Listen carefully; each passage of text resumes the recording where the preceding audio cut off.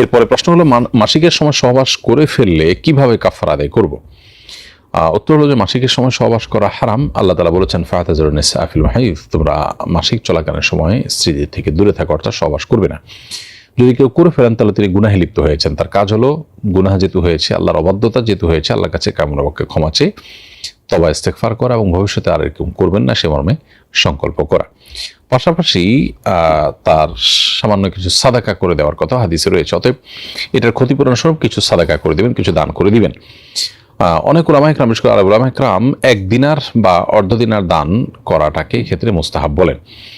1 দিনার বা অর্ধ দিনার পরিমাণ হলো 4.5 গ্রামের মতো, 4.5 গ্রাম স্বর্ণ, এটার যে মূল্য সেটা দান করে দিবেন।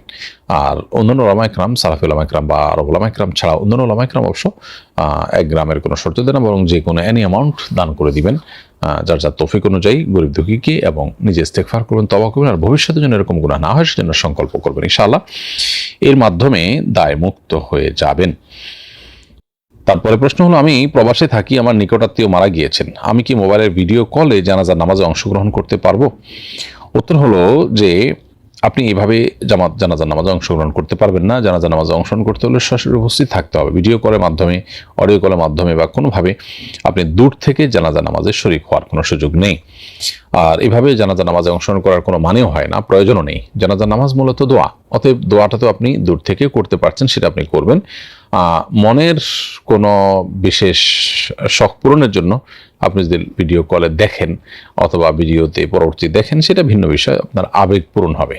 ইবাদত হিসাবে জানাজার নামাজ পড়া বলতে যেটা বোঝানো হয় সেটা কিন্তু হতে হলে আপনাকে অবশ্যই সরাসরি উপস্থিত হয়েই জানাজার সালাত আদায় করতে হবে। এরপরে প্রশ্ন হলো, স্বামী স্ত্রীর মধ্যে কি ধরনের তালাক হলে আবার বিবাহ বন্ধনে আবদ্ধ হয়ে সংসার করার সুযোগ রয়েছে?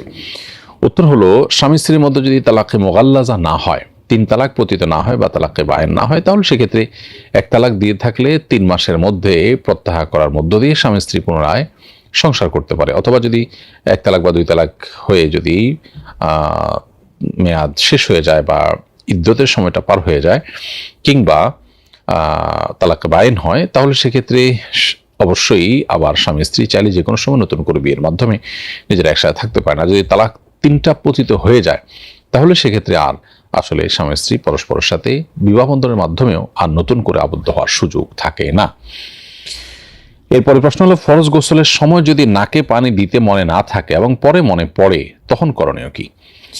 উত্তর হলো, এই বিষয়ে আব্দুল্লাহ ইবনে মাসউদ রাদিয়াল্লাহু আনহু থেকে বর্ণিত একটি হাদিস রয়েছে যে নবী করিম সাল্লাল্লাহু আলাইহি ওয়াসাল্লামের কাছে এক ব্যক্তি এসে বলেছেন, হে আল্লাহর রাসূল, গোসল করেছি আমি, এবং গোসলের সময় যে শরীরের অঙ্গ প্রত্যঙ্গ ধোয়ার কথা তার ভিতরে কোনো একটা জায়গা ধোয়া হয়নি। তখন নবী করিম সাল্লাল্লাহু আলাইহি ওয়াসাল্লাম তাকে বলেছিলেন, তুমি এখন ধুয়ে ফেলো, তাতে হয়ে যাবে। হাদিস থেকে বোঝা গেল, যদি কেউ গোসলের সময় কুলি বা নাকে পানি দিতে ভুলে যায়, তাহলে সেক্ষেত্রে পরবর্তীতে যখন তার মনে পড়বে তিনি তখন কুলি বা নাকে পানি দিয়ে নেবেন গোসলের নিয়তে। তাতে ইনশাআল্লাহ তার ফরজ গোসল আদায় হয়ে যাবে, নতুন করে ফরজ গোসল করতে হবে না।